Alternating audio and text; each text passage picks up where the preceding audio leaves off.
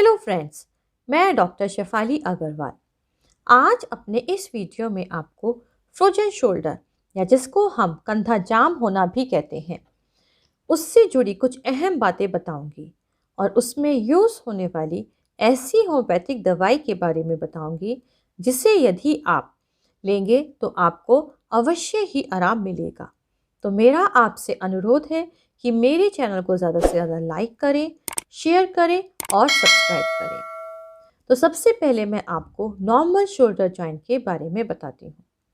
This shoulder joint is made by the glenoid cavity of the scapula and the head of the humerus, यानी कि जो हमारे हाथ के ऊपर की हड्डी है ह्यूमरस उसमें, और जो कंधे की हड्डी स्कैपुला, ये दोनों मिलकर जो जॉइंट बनाते हैं उसको हम क्लिनो-ह्यूमरल जॉइंट कहते हैं।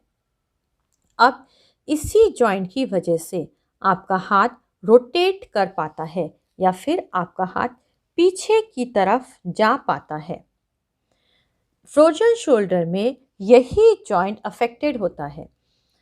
अब यदि आपको फ्रोजन शोल्डर हुआ है या आपका कंधा जाम हुआ है, तो यदि आप अपनी एल्बो को 90 डिग्री पर कर हाथ को पीछे की तरफ ले जाने की कोशिश करेंगे, तो या तो आपको बहुत तेज़ दर्द का एहसास होगा या फिर हाथ पीछे की तरफ नहीं जा पाएगा, जिसको हम रिस्ट्रिक्टेड मूवमेंट भी बोलते हैं। अब ये फ्रोजन शोल्डर होता क्यों है? What causes frozen shoulder? तो जो ये ग्लिनो-ह्यूमरल जॉइंट होता है, इसके ऊपर एक सॉफ्ट टिश्यू की कवरिंग होती है जिसको हम आर्टिकुलर कैप्सूल कहते हैं। यही आर्टिकुलर कैप्सूल सैनोवियल फ्लूइड से भरा होता है और allows the free movement of your shoulder joint, जिसकी वजह से जो हमारा कंधा है वो बहुत ही स्मूथली या फ्री मूव करता है।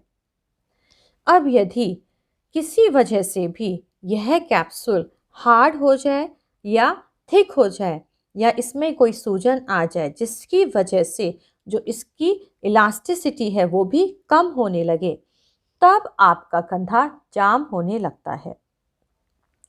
अब ऐसा क्यों होता है? तो इसके कई कारण हैं। यदि आपको कोई चोट लगी है कंधे में जिसकी वजह से आप अपना मूवमेंट कम कर देते हैं, तो उस मूवमेंट को कम करने की वजह से भी आपका जो कैप्सूल है वो हार्ड होने लगता है। तो आपको इस बात का ध्यान रखना है कि यदि आपका मूवमेंट अफेक्टेड हो रहा है किसी चोट की वजह से, तो भी आपको उस मूवमेंट को जारी रखना है। चाहे आपका हाथ जितना मूव करता है आप उतना ही मूव करिए, लेकिन अगर आप उसको बंद कर देंगे तो वह धीरे धीरे फ्रोजन शोल्डर में कन्वर्ट हो जाएगा, यानी कि आपका कंधा बिल्कुल जाम हो जाएगा।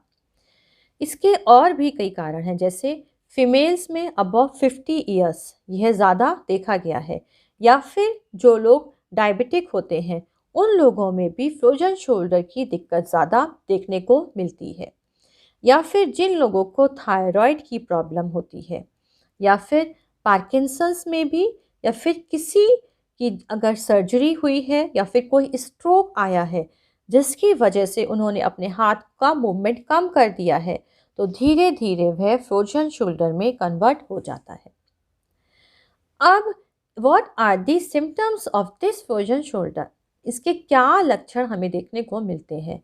तो इसकी 3 स्टेज होती हैं।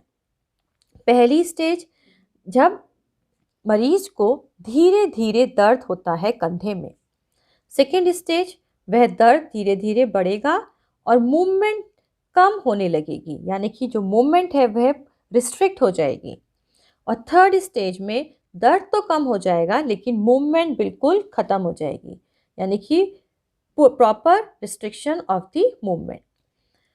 अब ऐसी कौन सी होम्योपैथिक दवाई हैं जो हम फ्रोजन शोल्डर में देते हैं? तो अगर आपका लेफ्ट कंधा अफेक्टेड है, लेफ्ट फ्रोजन शोल्डर है, तो आप फेरम मेट की 30 पोटेंसी की 2-2 बूंदें दिन में 3 बार लीजिए। इसके साथ ही साथ आप रस टॉक्स की 200 की पोटेंसी की 2 बूंदें रात को सोने से पहले 1 बार लीजिए। और यदि आपका राइट कंधा अफेक्टेड है, यानी कि राइट फ्रोजन शोल्डर है, तो इस केस में आप सैंगुनेरिया कैन की 30 पोटेंसी की 2-2 बूंदें दिन में 3 बार लीजिए और इसके साथ साथ आप चेलिडोनियम की 30 पोटेंसी की 2-2 बूंदें दिन में 3 बार लीजिए। इसमें भी आप रस टॉक्स की 200 की पोटेंसी की 2 बूंदें एक बार रात को सोने से पहले ले सकते हैं। अब ऐसी कौन सी चीज़ें हैं जो आप घर पर ही कर सकते हैं? तो फर्स्ट इज मसाज। मसाज करने से हमारा जो ब्लड सर्कुलेशन है वह बढ़ता है और उस सर्कुलेशन की वजह से हीलिंग जल्दी होती है। उसकी वजह से जो मसल्स में टाइटनेस आई हुई है वो भी रिलीज होती है। तो first thing is massage. Second is आप कोई भी आइस पैक को टॉवल में लपेटकर उससे भी सिकाई कर सकते हैं।